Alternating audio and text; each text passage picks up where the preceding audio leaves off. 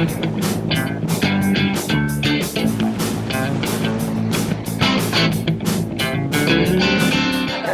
everybody, this is Dina with the Rhode Island Wave, and I'm here with, what do you like to be called? Jay. Jay. Yeah. All right. Jay with Gladio Canine over on Charles Street. What number Charles Street is it? 987. 987 Charles Street. And this is where I bring my dog. He's made my dog a much nicer animal to be around. He knows some commands. And Jay's going to tell us a little bit about what he does here. Jay, what do you do here? All right, so we do basic obedience. We do behavior modification. I also offer personal protection dogs, personal protection sales, and private narcotic searches of residences, businesses, anywhere where somebody wants to hide drugs and doesn't want it to be found. So we have all private lessons here. It's no group classes. Everything is one-on-one, very, very intimate with the client and the dog. Client gets to participate in the training, and we just work to make better dogs here.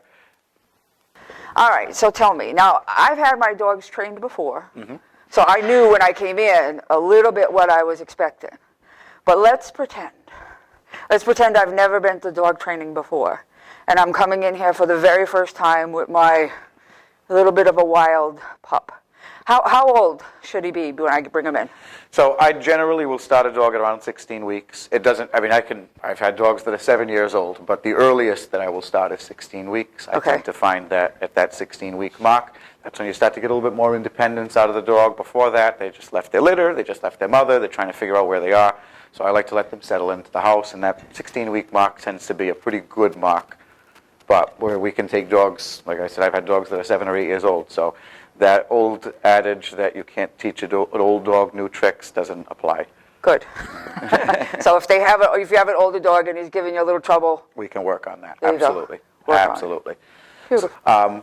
The focus of my training is, of course, to create a better home life for your dog, a better relationship with your dog, an understanding between the two of you. This is not compulsion training. We're not trying to boss our dogs around. We're trying to have a better relationship with our dogs so that our dogs enjoy doing the work that we give them. So our focus is giving your dog the basics. Your dog doesn't need to know a lot of things. They just need to know a few things really well, right? So what we do is we focus on those basics and we build on them. And we make the dog fluent in those behaviors. And then we allow the dog, we teach the dog how to operate under any circumstances with those behaviors. And those behaviors, those core 7 or 8 behaviors that we're giving your dog, make your dog functional in any circumstances. I try to tailor my focus to any issues that you're having by starting with your basic obedience, giving the dog something else to do, something else to think about. And then what we do is we start calling on those behaviors as opposed to your bad behaviors, as opposed to the problem behaviors. And in doing so, your dog starts to learn a new pattern, new habits of the way to operate and live its life in the world. In addition to our on-leash obedience, we also offer off-leash obedience here. So your dog operating off-leash under multiple circumstances really allows you to give the dog a bit of freedom, lose that leash, go hiking with your dog, bring them to a park, off-leash walking, off-leash recall. You really get that dog operating independent of you and the leash.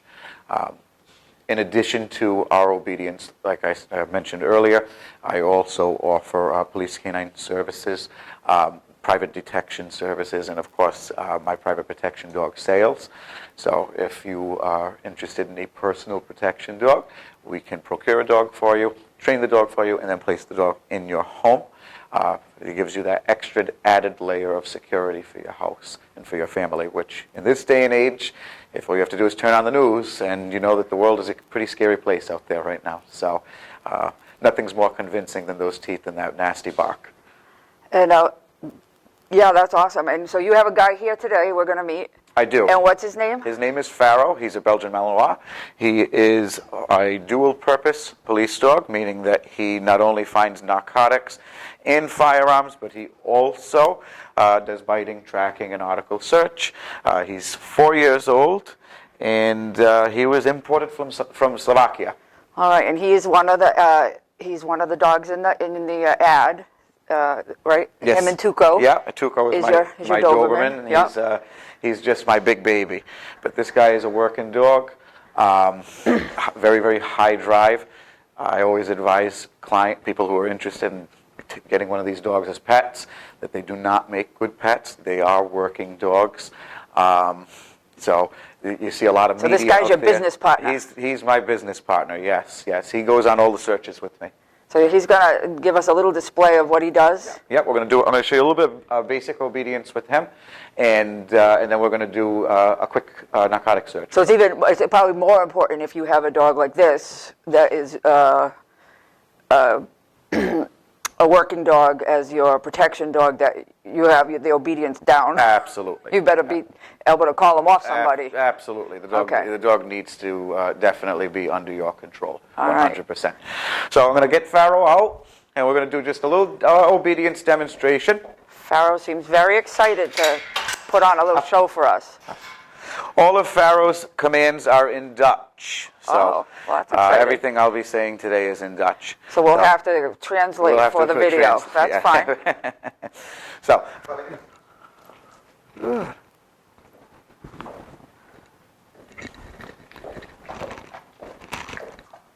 right now we're demonstrating heeling. Heeling is a focused walk. If I move slow, he moves slow. If I move fast, he moves fast. If I move backwards, back, he moves backwards. I move forwards, middle. This is a tactical heel. This is something that would be reserved more for a police function. I need the dog between my legs, right next to me, under my control. Maybe a high threat type of environment.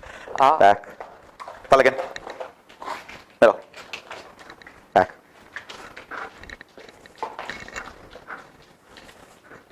Pelican.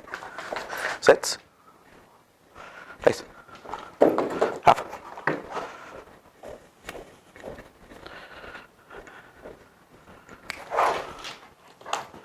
Pharaoh knows directionals. I could send him around corners, down hallways, off, into different rooms. Right.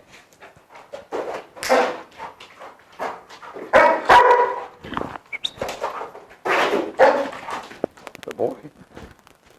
Good boy. Pharaoh? Good. Pharaoh loves working.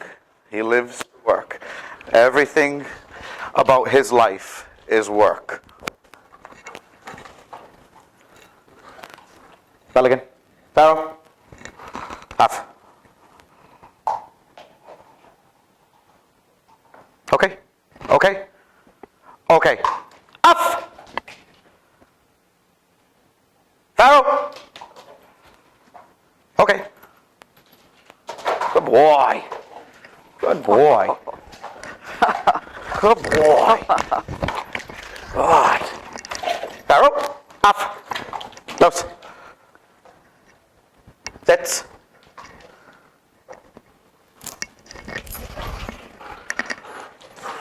The ball is everything. Very, very ball driven. The ball is his reward. Sits. Up. Oh! And he is lovable. He is lovable. So we're going to do a quick narcotic search now. There are narcotics hidden in this bill. It's a pseudo scent. It's not real narcotics. It is a pseudo scent, which is a laboratory formulated scent. It smells exactly like heroin. It's been sitting out in here for about 15 minutes. He doesn't know where it is. I do. It's hidden in that dryer. So